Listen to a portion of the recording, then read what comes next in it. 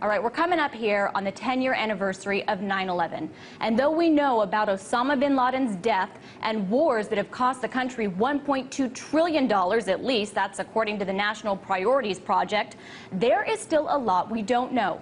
Questions remain about just what U.S. intelligence agencies knew before the attacks, how the attacks could have been prevented, and whether the al-Qaeda militants who flew planes into the World Trade Center had the support of states believed to be U.S. allies. Saudi Arabia remains a big question mark.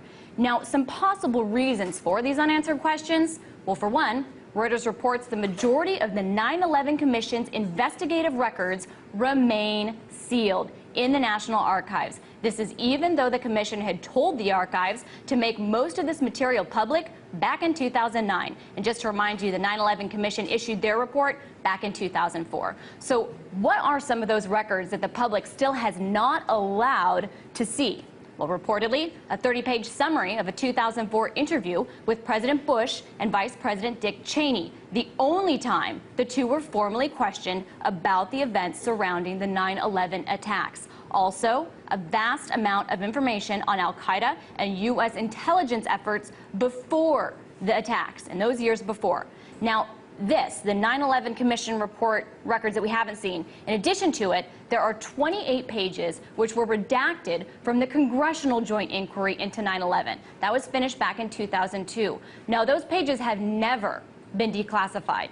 Here to talk about why all of this is, and maybe to help us clear some of 9/11's mysteries up, are my next guests. They've combed through the thousands of official documents that have recently been made available, not to mention done countless interviews in the years since 9/11 to write this book.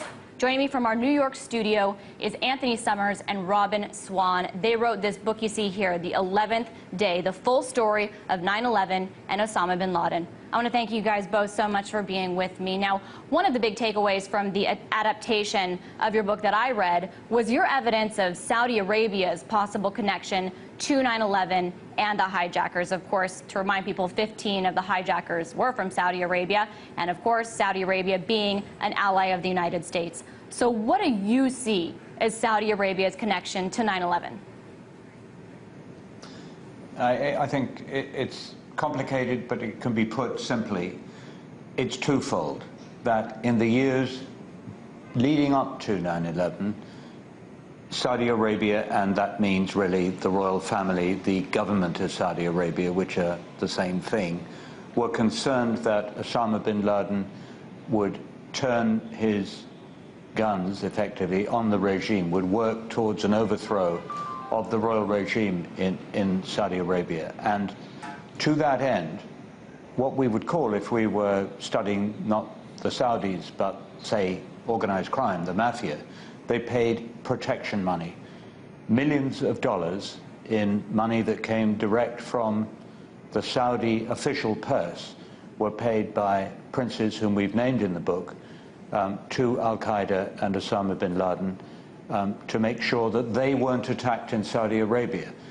The second interesting level is the level at which there's evidence, and we've just developed more of this, but the two official investigations found the vestiges of evidence that the Saudis in California produced a sort of support network for the first future 9/11 hijackers, the first of the terrorists to land in the United States, 20 months before the operation was carried out. And just in the last few days, I've been able to develop information that there was a similar support network in West Florida.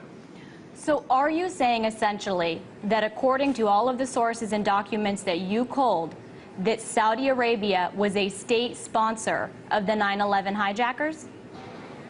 No, I'm not saying exactly that, not to say that the entire regime was behind 9/11. I'm saying that elements of the Saudi regime were probably behind 9/11. Now, I noticed one thing, and kind of you just touched upon it. It's not exactly clear what the role was, but there are a number of conflicting reports among the sources that you interviewed. So do you feel you have decisive evidence that Saudi Arabia, some elements played a role, or do you feel like there's still a gray area? Well, we think there is a bit of a gray area because there are sort of two different things that could have happened. Some of the evidence suggests a support network for the terrorists in a very negative way. Saudi officials themselves came out after 9/11 and talked about the fact that American intelligence was at fault for not listening to their Saudi counterparts, who they claimed had very good ties into al-Qaeda and were in fact surveilling some of the terrorists and had warned the US government of some of their presence. Now, which way does this cut?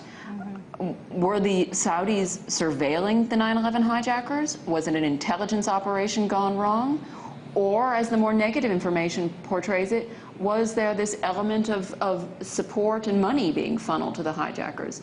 It is still a gray area. What we need is to see those 28 pages you talked about of the Joint Inquiries report released.